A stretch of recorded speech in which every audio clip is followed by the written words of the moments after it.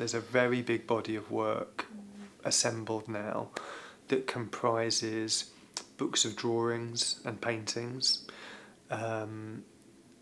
digital things, 3D prints, laser etching, quilts, paintings on paper, paintings on canvas, and the whole body of work falls under an umbrella of Sydney Ducks, which is a kind of meta-narrative that I invented before I got here, based in a future San Francisco set in 2049 that I have been releasing NFTs for while I've been here. NFTs are non-fungible tokens, digital artworks.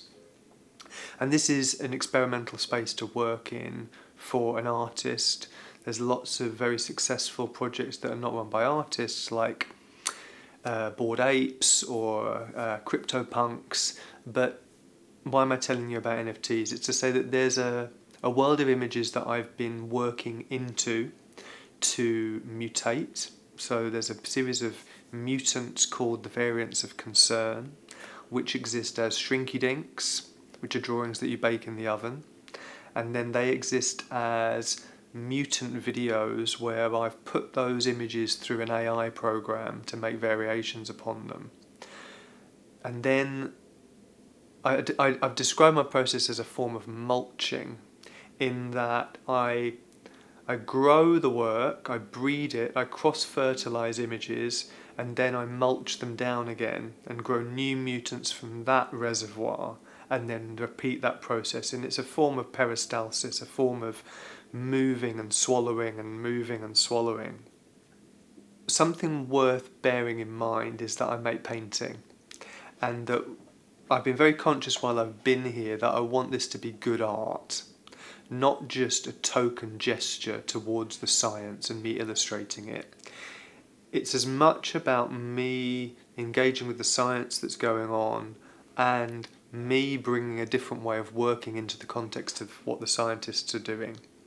And being the inaugural artist in residence has been about sort of setting up a stall, not only for myself but probably for the faculty or something like this.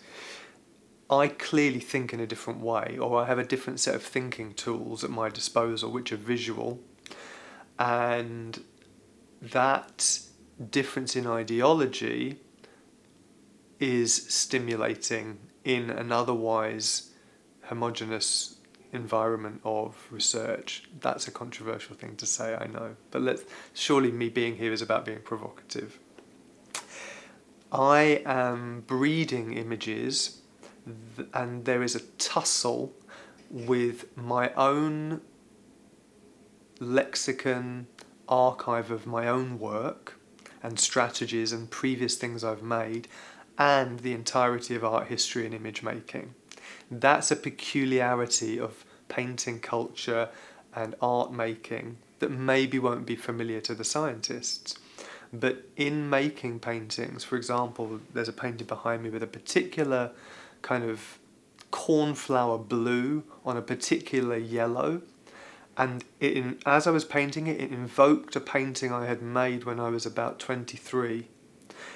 And why is that important? That's a kind of Rolodex brain that's shuffling for structural strategies, poetic devices, atmospheres, moods, and that's what's at play in here. The imagery that's in the work is drawn from a variety of sources.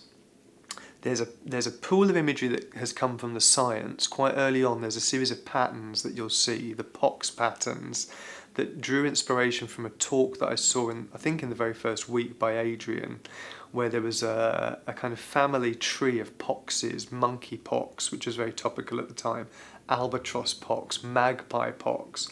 I mean, to my verbal punning brain, these names resonated, and they would land in sketchbooks, and then I was starting to make patterns where I would bring other people's illustrations in their articles and compress them into my own imagery and make chimeras of them.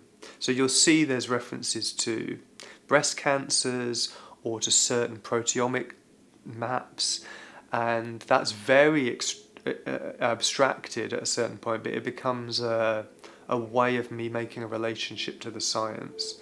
Then there's things that I've discovered by being in San Francisco, by trawling the museums, the De Young, SF MoMA. So I've really reconnected with an interest in colour field painting while I've been here, with Frankenthaler and Morris Lewis, and there's great holdings of that stuff here, but also with earlier painting and certain references to, well, it's not Hieronymus Bosch, but there's certain paintings in the De Young and the Legion of Honour that are kind of the lineage of that tradition of weird, surreal, semi-religious icons, and I have been embedding them into my oeuvre, if you like, and mulching them more. I think one of the things that I've been conscious of exposing in being here is where the creativity lies and doesn't lie, or trying to dispel the myths about creativity. In my first talk, Meme Machine, was that it? Meme Machine. I really tried to lay out the hierarchical processes of creativity, that there's units and subunits and they grow into larger blocks, and then at a distance that complexity seems intangible, and it seems to have dropped from heaven. But for a maker, it's not. It's been learned and acquired. That's not to take the joy out of it or the magic out of it, but it's to try and confront the scientist with a truth. That doesn't seem popular, actually. They would rather have the myth. But I think that's an important reason for me being here, is I am enjoying thinking about my creativity scientifically.